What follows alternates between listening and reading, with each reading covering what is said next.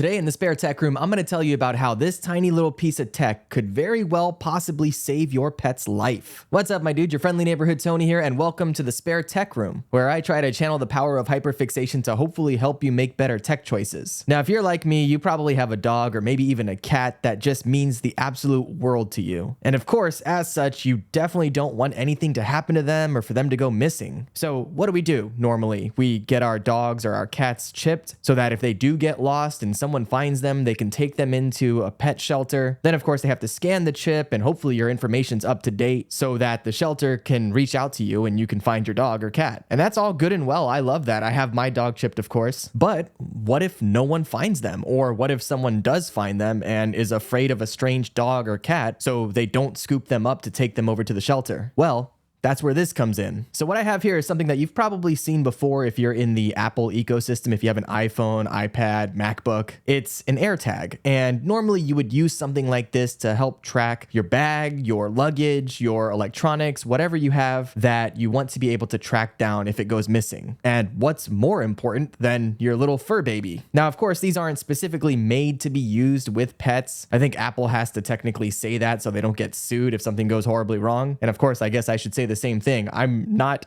explicitly telling you that this is made for your pet, but I am telling you that I use it for mine. So how do you use something like this to help track your animal? Well, the way that an AirTag works is kind of multifaceted. For one, it works off of Bluetooth. So if you are within Bluetooth range of the AirTag, you can pull it up on your phone and use that to track you directly to where it is. Now, of course, if you're not within Bluetooth range, which would make a lot of sense if you were to lose your pet, they're probably not going to be within 50 feet of you. From there, how AirTag works is it will bounce off of other Apple devices. So other people walking around with an iPhone in their pocket or an iPad in their backpack, the AirTag will bounce off of them and help you locate wherever it is. So as long as your pet isn't lost in the middle of the wilderness with no other humans around, if it's in some sort of a metropolitan area with a fair number of people, or even a neighborhood with houses that probably have Apple electronics, then you should be able to use those to bounce off of in order to track down your pet and the AirTag attached to them. Now, I actually looked up the numbers because I was curious to see how many people are currently on Apple iPhones, and in the United States, under the age of 30 years old,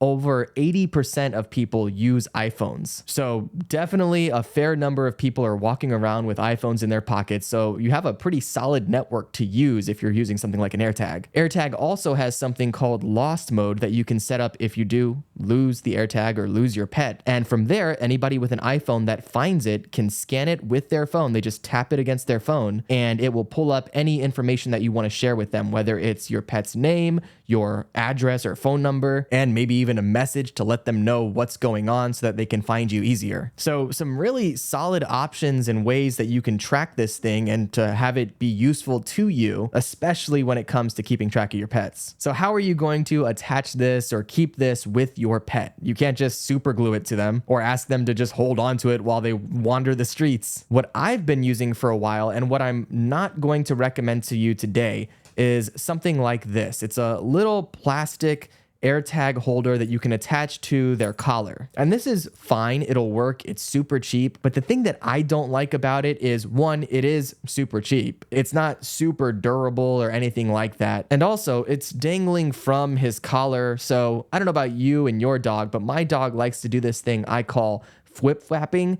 which is when they shake their head a lot. And every time he does it, I see this just kind of slapping up against his neck. And I know that can't be comfortable. So I wanted to go with something a little more streamlined, a little less cumbersome for my dog, and also much more durable and protective so that I know that it's not going to get damaged. So what I decided to go with was something called the Tag Vault, which is this here. Now this is made by Elevation Lab, which is a company here in Oregon, I believe. And we'll take this out of the case here, but effectively it is water resistant, shock proof, and it screws into the collar itself as opposed to just dangling from it. So we're going to go ahead and take this thing out of the package and I'm going to get it connected to my dog's collar so I can show you the entire process. It's a little involved. It's a little more complicated than just slapping something like this on. So I'm going to walk you through it and kind of let you know my thoughts about it as we get this thing set up. So let's go ahead and cut to my top-down view here. That way you can see the table and what we're working with. Okay, so here we are with the top-down view. I've got my Apple AirTag here, which I will link to as well in the description box below. You can buy these in single packs or in a 4-pack. So depending on how many you need, you do get a better deal with the 4-pack. So I'll link to that. Also, this is the Tag Vault Pet itself. This here, they have a couple different options. I got the regular option here, which is currently on sale, I think for like 30% off. So definitely recommend you check that out sooner than later. I don't know how long that sale is going to last, but I'll link to this in the description box as well. They also make a glow-in-the-dark version of this, which was really cool. And I didn't see it when I bought this, but I did find it when I was preparing for this video. So that might be a better way to go with something that's glow in the dark in case your pet gets lost somewhere. You need to flash a light and you can see them. So we've got that. I've got, of course, my dog's collar over here that we're going to connect all of this together. But yes, I'll link to the regular version and the glow in the dark version. I don't recall if the glow in the dark version was on sale, but I know this regular version is. Let's get this all going. I'm going to crack open this bag. It looks like to be some sort of a Ziploc situation. So that should just, yep, open right up. We've got some instructions in here, which we'll take a look at in just a second.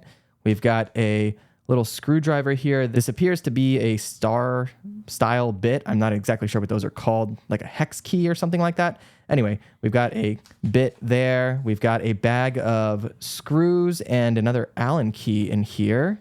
Let's see what else. There's still a few other things. Oh, here's the actual tag holder, as well as a little back plate. So that'll connect to that. And is that it? Is that everything? Yes, it is. Okay, so that's everything that you get in the bag. Step number 1 is open the Tag Vault, which, there we go. Easy peasy, opens right up. This appears to be made out of some kind of plastic composite. Feels like something that was like 3D printed, but definitely heavy duty. So we will have that open up, and then it says to drop your AirTag in with the Apple logo face down. So we'll do that, and it falls right into place. And then we just place this on top, and there we go. It looks like we have to click it down a little bit into place, but that should be pretty straightforward. There we are.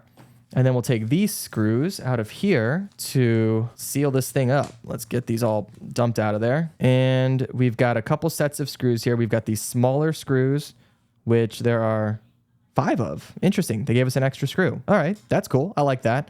And 2 of these larger screws, and these are the ones that are going to screw into the collar itself. So these are definitely a little more heavy duty, a little more sharp than the others, because they're going to have to pierce through the fabric of the collar. So let's go ahead and seal this bad boy up real quick, and we'll need the smaller Allen wrench, whatever you call this thing. We'll just throw that on there, get this screwed in. Okay, and then once we have all the screws in place, just make sure they are tightened down. You don't need anything like a power drill or anything like that, but you just want to make sure that it is snugly sealed the entire way around so that no water can get through or anything like that. Now, the next step is to determine the placement on our collar. From what I understand, you want this to be opposite of the regular tag holder. So it should fall on the back of their neck. You don't want it to be any weird lopsided place. So you'll want it somewhere around the back side of their neck.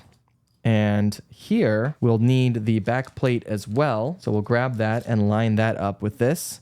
And just so you know, this will basically go on the opposite side of the collar and will connect to these 2 larger screw holes. So from here, what I'm going to do is take this and place it around here. Now this is also slightly curved, so you want to make sure to use it with the curvature of the collar. You don't want to go against that because then it's just going to be awkwardly placed. So use the curve in line with the curvature of your dog or cat's collar. And this should be good, I believe. From here, we'll grab these larger screws and we'll just work it one at a time, pressing one. Try to poke it through the collar as much as you can.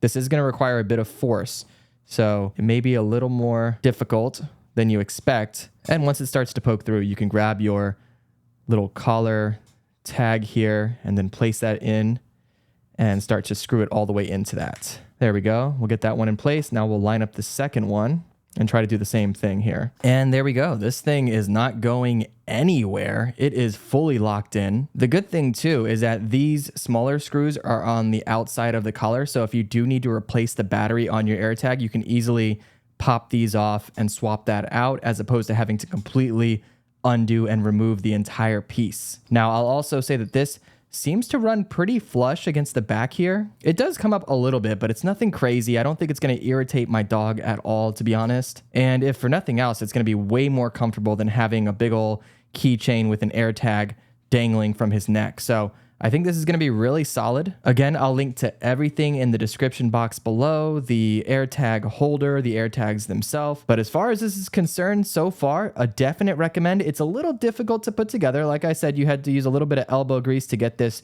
screwed in through this thick collar. But aside from that, it is heavy duty, and I think this is going to be really solid. So let me know what you think in the comments below. If you have any questions about the Elevation Lab Tag Vault, leave those down there and I'll try to answer them as best I can. Otherwise, thanks for hanging out, and I'll see you next time in the Spare Tech Room.